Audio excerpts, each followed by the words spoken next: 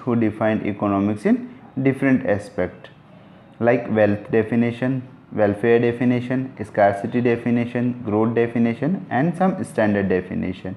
First, wealth definition. It is given by Adam Smith. He defined economics as inquiry into nature and cause of wealth of nation. He considered as father of economics. He wrote first systematic book on economics as Wealth of Nation in 1776. Walker also defined economics as that body of knowledge which relates to wealth, whereas J.S. Mills also defined economics as practical science of production and distribution of wealth. There are some criticisms of Smith's definition as he only defined in terms of wealth, not in terms of human welfare. Ruskin and Carlyle condemns economics as a decimal science, so that wealth definition was rejected and emphasis was shifted from wealth to welfare definition. प्रथम परिभाषा है धन संबंधी परिभाषा, जिसे Adam Smith ने दिया। उन्होंने कहा अर्थशास्त्र राष्ट्र के धन की प्रवृत्ति एवं उत्पत्ति के कारणों का अध्ययन है। इन्हें अर्थशास्त्र का पिता भी कहा जाता है क्योंकि इन्होंने पहली अर्थशास्त्र की बुक लिखी, इसका नाम है राष्ट्र का धन, जो कि 1776 में लिखी गई। वॉकर ने भी अर्थशास्त्र को परिभाषित किया। उन्होंने कहा अर्थशास्त्र ज्ञान की संरचना है जिसका संबंध धन से होता है। मिल के अनुसार अर्थशास्त्र प्रायोगिक विज्ञान है जिसमें धन की उत्पत्ति एवं वितरण का अध्ययन किया जाता है।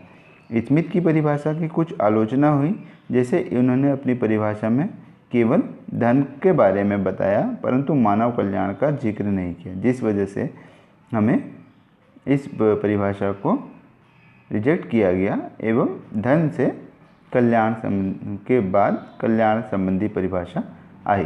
Second definition is welfare definition. It is given by Alfred Marshall. He defined economics as study of mankind in the ordinary business of life. It examines that part of individual and social action which is most closely connected with the attainment and with the use of material requisite of well-being. He wrote a book, Principle of Economics, in 1890. There are some criticisms like Marshall only considered material things, but immaterial things such as service of doctor and teachers also promote welfare of people. Marshall concept is defined definition on concept of welfare, but not gives the clear-cut definition of welfare, and also his definition is only limited to ordinary business of life and ignores situations like war. दूसरी जो परिभाषा है वह है कल्याण संबंधी परिभाषा, जिसे Alfred Marshall ने दिया। अर्थशास्त्र, उन्होंने कहा अर्थशास्त्र मानव के सामान्य जीवन का अध्ययन है जिसमें उसके व्यक्तिगत एवं सामाजिक कार्यों का मानव की भौतिक आवश्यकता व कल्याण पर प्रभाव पड़ता है। इन्होंने अपनी बुक भी लिखी जिसका नाम है अर्थशास्त्र के सिद्धांत, जो कि 1890 में लिखी। इनकी परिभाषा की कुछ आलोचनाएं की गई, जैसे इन्होंने केवल भौतिक आवश्यकताओं की बात की, जबकि अभौतिक आवश्यकताएं या सेवाएं जैसे डॉक्टर की सर्विस, टीचर की सर्विस, जो भी की मानव कल्याण को बढ़ाती है, उन्हें नहीं लिया गया। साथ ही साथ उन्होंने केवल समान परिस्थितियों का अध्ययन किया एवं युद्ध जैसी परिस्थितियों को नहीं लिया, और उन्होंने इनकी परिभाषा कल्याण से संबंधित तो थी, परंतु इन्होंने कल्याण क्या होता है इसे अच्छे से नहीं समझाया। Next definition is scarcity definition, जिसे which is given by Leonard Robbins. He defined economics as a science which studies human behaviour as a relationship between ends and scarce means which have alternative uses. He wrote a book an essay on nature and significance of economic science in 1932. Robbins does not make any criticism of his definition. He does not give distinct between goods conducive to human welfare and goods that are not conducive to human welfare. For example, In production of rice and alcoholic drinks, scarce resources are used, but the production of rice increases human welfare, whereas alcoholic drink does not increase human welfare. Second, Robbins' definition not covers theory of economic growth and development.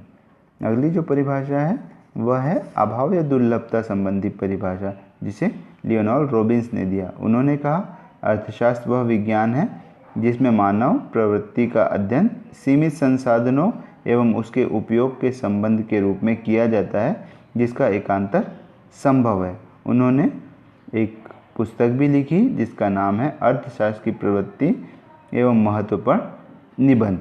उनकी परिभाषाओं की, इस Robins की परिभाषा की कुछ आलोचनाएं हैं, जैसे इन्होंने कल्याण संबंधी एवं मानव के कल्याण को कम करने वाली वस्तुओं में अंतर स्पष्ट नहीं किया। उदाहरण के तौर पे धान का उत्पादन और मदिरा का उत्पादन दोनों में सीमित संसाधनों का उपयोग होता है, परंतु धान का उत्पादन मानव कल्याण को बढ़ाता है जबकि मदिरा उत्पादन उसे कम करता है। साथ ही साथ रॉबिन्स की परिभाषा में आर्थिक वृद्धि एवं विकास को नहीं लिया गया। तो next definition is growth definition, which is given by Paul Samuelson. He defined economics as the study of how man and society chooses with or without the use of money to employ scarce productive resources, which could have alternative uses to produce various commodity over time and distribute them for consumption now and in future among the various people and group of society. He got Nobel Prize in 1970. Note that he was the second person to got Nobel Prize of Economics. Ragnar Frisch was the first person who got Nobel Prize in Economics in 1969. Samuelson also wrote the book Foundation of Economic Analysis. अगली जो परिभाषा है वह वृद्धि एवं विकास संबंधी परिभाषा, जिसे पॉल सैमुएल्सन ने दिया। उन्होंने कहा अर्थशास्त्र मानव एवं समाज कैसे धन के साथ व बिना धन के सीमित संसाधनों का उपयोग विभिन्न वस्तुओं के उत्पादन एवं उसके वितरण में वर्तमान एवं भविष्य में लोगों व समाज के लिए करता है का अध्ययन है।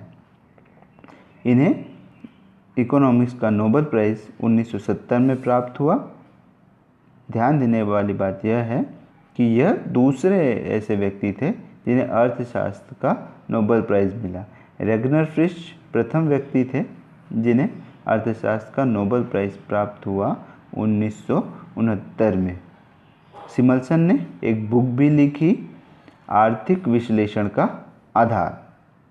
Next definition was standard definition. We can say economics is the social science that deals with the way an individual or society chooses to employ limited resources having alternative uses to produce economic goods and services for present and future consumption. Professor Jacob Winiar also defined economics as the economics is what the economists do. अर्थशास्त्र अंतिम रूप में हम अर्थशास्त्र की सामान्य या मानक परिभाषा देखते हैं, जिसमें हम कह सकते हैं अर्थशास्त्र एक सामाजिक विज्ञान है जो व्यक्ति एवं समाज द्वारा सीमित संसाधनों के उपयोग व एकाकी उपयोग से उत्पन्न आर्थिक वस्तुओं व सेवाओं का अध्ययन करता है, जिसका वर्तमान व भविष्य में उपभोग संभव है। प्रोफेसर जैकब विनियर ने भी अर्थशास्त्र को समझाया कि अर्थशास्त्र वह है जो अर्थशास्त्री करता है। So friends, we have seen some definitions like growth welfare definition, wealth definition, scarcity definition, growth definition and some standard definition. So we